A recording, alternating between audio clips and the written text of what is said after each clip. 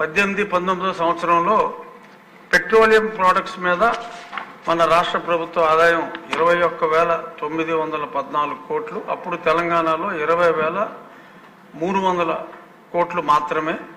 అదే 23-24లో మన ఆదాయం 18,475 కోట్లకు పడిపోతే తెలంగాణలో అదే పెట్రోలియం ప్రొడక్ట్స్ మీద ఆదాయం 29,989 కోట్లకు పెరిగింది. అంటే మనకే వారికి 23-24లో వ్యత్యాసం సుమారు 10,000 కోట్లకు పెరిగింది.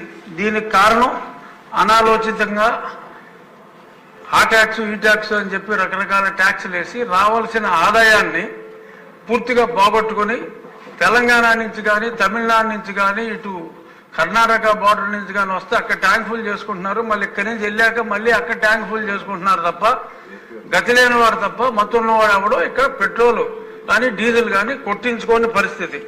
సో ఇటువంటి అనామలీస్ని గౌరవనీయులైన ముఖ్యమంత్రి గారు సరిచేయవలసినవి ఇంకొన్ని ఉన్నాయి. ఇటువంటివి సరి చేసుకుంటే ఆదాయం కూడా గణనీయంగా పెరిగే అవకాశం ఉంది. అలాగే మిగిలిన రాష్ట్ర ఆదాయం కూడా 18-19లో తెలంగాణ మనం నెక్ టు నెక్ ఉంటే మరి ఆయన ముఖ్యమంత్రిగా దిగిన తర్వాత రాష్ట్రం అధ్వానంగా ఎలా అయింది. తెలంగాణకి మనకి రాష్ట్ర ప్రభుత్వ ఆదాయంలో 23-24కి 1,500 గ్యాప్ ఉన్నది 45,000 కోట్ల గ్యాప్కి వెళ్ళింది. సో ఇది గౌరవనీయులైన ముఖ్యమంత్రి గారి దృష్టికి తీసుకొస్తే చాలా సవరణలు చేసుకునే అవకాశం ఉంది. ఇంకొద్ది 2 నిమిషాల్లో ముగిస్తాను అధ్యక్ష, ఎక్కువసేపు తీసుకోను. ఇప్పుడు ఈ అప్పులు ఏదైతే చూపెట్టారో 9,73,000 వరకు 73,000 కోట్ల వరకు, నేను గతంలో ఈ అప్పుల మీద సిఏజీ ముర్ము గారిని గిరీష్ ముర్ము గారిని కూడా 2 సార్లు కలిశాను. కేంద్ర ప్రభుత్వానికి కూడా ఈ అప్పులన్నీ సవివరంగా హెడ్ బై హెడ్ నాకు వచ్చిన information head by head cross verify చేసుకుంటే సుమారు 11 లక్షల కోట్ల రూపాయలు వచ్చింది. మరి ఇప్పుడు అది 9,73,000 అంటే డెఫినెట్గా గౌరవనీయులైన ముఖ్యమంత్రి గారు చెప్పినట్టు తవ్వి కొద్దీ ఇంకా వస్తున్నాయన్నారు.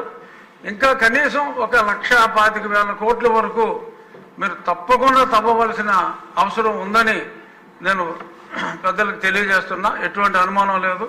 కాంట్రాక్టర్ల బాకీలు ఇవన్నీ 1,25,000 వరకు చూపెట్టారు. 1,13,000 కోట్లు, సుమారు 1,75,000 కోట్ల వరకు ఖచ్చితంగా ఉంది. ఈ రాకపోవడానికి కారణం ఏంటంటే గత ప్రభుత్వంలో ఏ అధికారులు అయితే ఉన్నారో ఆ అధికారులను ఇంకా కంటిన్యూ చేసి వాళ్ళనే ఇన్ఫర్మేషన్ ఇవ్వమంటే వాళ్ళ మొహమాటంగా కొంచెం ఇంకొంచెం ఉండడం చూడంటే ఇంకొంచెం అలా ఇవ్వడం జరుగుతుంది. ఎంతోమంది ఫైనాన్స్లో ఉన్న అధికారులు ఉన్నారు, అదే డిపార్ట్మెంట్లో ఉంటారు, వాళ్ళని పక్కకు పంపించేశారు. వాళ్ళని పిలిపించే ఇన్ఫర్మేషన్ తెచ్చుకుంటే ముఖ్యమంత్రి గారికి 3-4 రోజుల్లో అంత ఇన్ఫర్మేషన్ వస్తుంది. అలాగే ఇన్నోవేటివ్ సజెషన్స్ ఏమన్నా ఉంటే ఈ రోడ్ల గురించి చూచాయిగా చెప్పారు. ఇంకా కొన్ని సలహాలు మరి నాకు కూడా ముఖ్యమంత్రి గారు సమయం ఇస్తే 15,000 కోట్ల ఆదాయం మన రాష్ట్రానికి వచ్చే ఉపాయం ఉంది.